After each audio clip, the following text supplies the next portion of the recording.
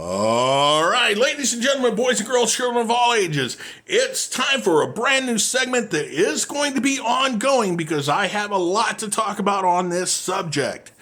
It is going to be called the Redneck Revolution Spills the Beans. What are we spilling the beans about? We're spilling the beans about competition and being a competitor. No, this is not your gossip. This is not negative thoughts. This is everything that I can do to help you become a better dancer and competitor. Okay? Not just in choreography, but this applies to other dance competitions as well. And I'll tell you what, I'm doing this for free because not everybody can afford a coach. And hopefully sometime down the road, I will have sponsors sponsoring content just like this. Anyway, the first thing I'm going to talk about is your scoring formats. There is one format I detest. I can't stand it. One format that I absolutely love, and you will have competitions where you will see either one of these formats of scoring. The one I absolutely hate, and I will talk about first, is relative placement. Well, Pat, why don't you like relative placement? I'm glad you asked that question. Plain and simple, you do not get enough feedback to help you improve. Relative placement in my book is more of a popularity competition or contest than it is about helping the dancer become better. Well, they do give out judges' comments. Yes, but those are few and far between. I've looked at a lot of scoring sheets that use relative placement. So, we'll throw that one off to the side and I'll quit talking about relative placement score format. I will talk about my favorite though, and the one that you should really look at your competitions. If they are using this format, you should compete in it because it will help you in the future as you become more and more competitive. That is points. In a points competition, you have categories that you're scored in. Those categories can be execution, they can be entertainment value, they can be presentation, they can be the name of your dance even. All those things add up, combine to give you an overall score, and you get a true placement of how you're doing in this business as a competitor. This is not just choreography, but it translates over into other things like line dance, couples dancing, and teams. Now, one of those categories, and it's the first one I really want to touch base with, is presentation. Why is presentation so important? Why are those scores so important? Because presentation is not only about the execution of your steps. I kind of feel these two things go hand in hand because if you're not executing the steps of your dance properly, a lot of times judges can't tell what your steps are. So learn some technique that helps your presentation in the long run. Other parts of presentation is your dress code, how you dress. Every competition, big sanction, has a dress code for competitors. Where you're competing, look to see if they have a dress code and follow that dress code. Because how you dress out on that floor is also part of your calling card of how people are going to receive you regardless of how you present. If you go out there dressed all sloppy, people are really not going to pay too much attention to you. And for the young ladies out there, hey, them shorty shorts that show off some butt cleavage, those are great in the bar. But at big events, that is very distracting. And you will lose points for dressing like that.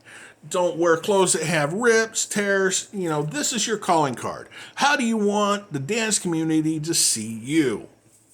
Okay, that's part of presentation. Another part of presentation is your personality when you step on that floor. Are you big, grandiose, taking it overboard? Or are you that little mouse that I'm not really sure I belong out here? I'm scared. Well, I'll tell you what, we all get scared. Even After competing for more than 30 years, I get nervous before I step out on that floor. All these little voices go through my head. Does my dance suck? Are the judges going to hate me?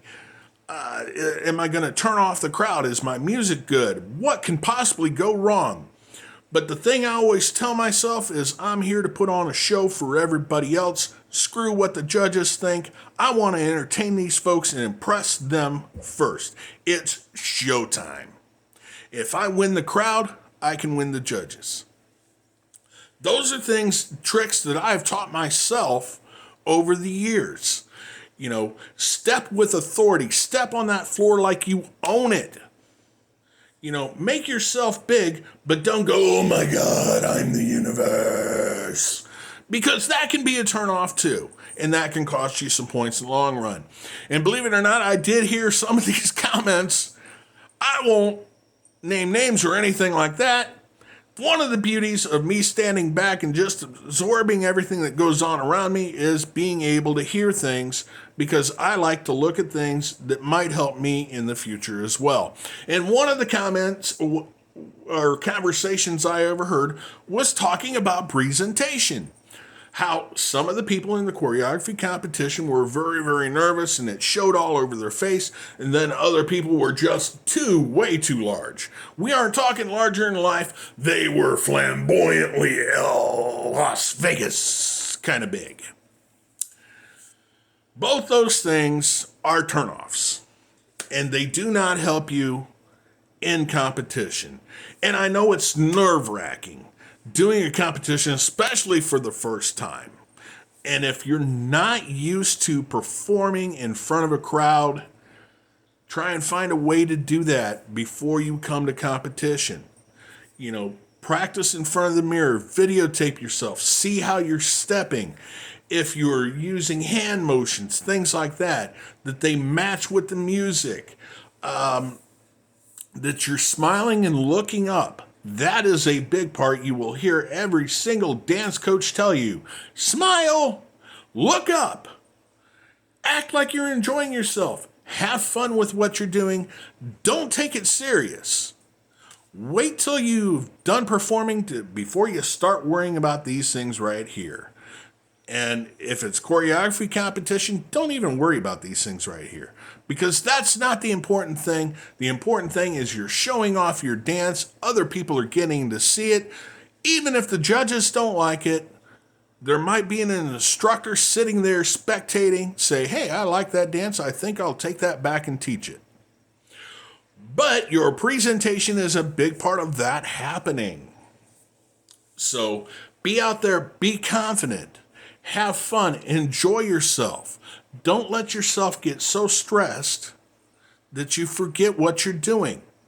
And above all, and you will hear a lot of people say this, including instructors, including coaches, if you make a mistake and you forget where you're at, spin around in a circle, shake your booty, do not stop dead. And if you do have that mistaken variation, make it look like you meant to do it. So even when you're just practicing your dances and you make a mistake, don't stop dead and stop the music. Spin around and get right back into it. Or spin and spin and spin until you hear something in the music that you can cue off of, that you know where your step is. And one of the other things in presentation, I don't like this personally, but it's gimmicks. Doing hat tricks or something that really doesn't belong is part of what you're showing off. Those things can kind of hurt you in the long run. Anyway, I see I'm just about out of time for this segment. I will have another one, if not tomorrow, in a couple days. Until then, we'll catch you all later.